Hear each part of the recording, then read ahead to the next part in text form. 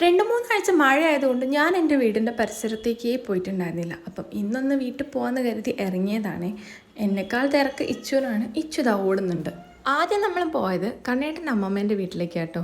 ഈ വഴി പോകുമ്പം ആദ്യം അവിടെ കയറിയിട്ടാണ് എൻ്റെ വീട്ടിലോട്ട് പോവാറ്.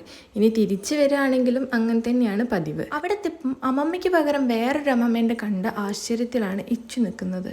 ഇതാരാന്നാക്ക് മനസ്സിലായിട്ടുമില്ല. ആളെടുത്ത് പോകാൻ കൂട്ടാക്കുന്നുണ്ടായിരുന്നില്ല. അച്ചുവിന് വേണ്ടി അമ്മമ്മ അവിടെ ചോക്ലേറ്റ് ഒക്കെ എടുത്ത് വെച്ചിട്ടുണ്ടായിരുന്നു. അതൊക്കെ കഴിച്ച് കുറച്ച് നേരം അവിടെ ഇരുന്നിട്ട് നമ്മൾ അവിടെ നിന്ന് നേരെ ഇറങ്ങി എൻ്റെ വീട്ടിലോട്ട് പോകാൻ. ആ വഴിക്ക് കണ്ണേട്ടനാണെങ്കിൽ ഒരു സൈറ്റിൽ വർക്ക് നോക്കാനുണ്ടായിരുന്നു. അപ്പോൾ ആ ഒരു സൈറ്റിലും കൂടി കയറി പിന്നെ നേരെ പോയത് പെട്രോൾ പമ്പിലാണ്. കാറ്റടിക്കാനുണ്ടായിരുന്നു. വണ്ടിക്ക് തീരെ കാറ്റുണ്ടായിരുന്നില്ല. അവിടെയും കയറിയിട്ടാണ് നേരെ തിരിച്ച് വീട്ടിലെത്തിയത്. വീട്ടിലെത്തിയപ്പോൾ പെരുന്നാളായതുകൊണ്ട് വീട്ടിൻ്റെ അടുത്തുള്ള എല്ലാവരും എന്തൊക്കെയോ പലഹാരമൊക്കെ കൊടുത്തിട്ടുണ്ടായിരുന്നു. പിന്നെ ഏലക്കട്ട പാലും വെള്ളവും എല്ലാം കൂടി കൂട്ടി നമ്മൾ വൈകുന്നേരത്തെ ചായ പരിപാടി അങ്ങ് കഴിച്ചു. അപ്പോഴേക്കും തൊട്ടടുത്തുനിന്ന് വീണ്ടും വന്നുകൊണ്ടിരിക്കുന്നുണ്ട് കേട്ടോ. അടുത്തത് വന്നത് പായസമാണ്.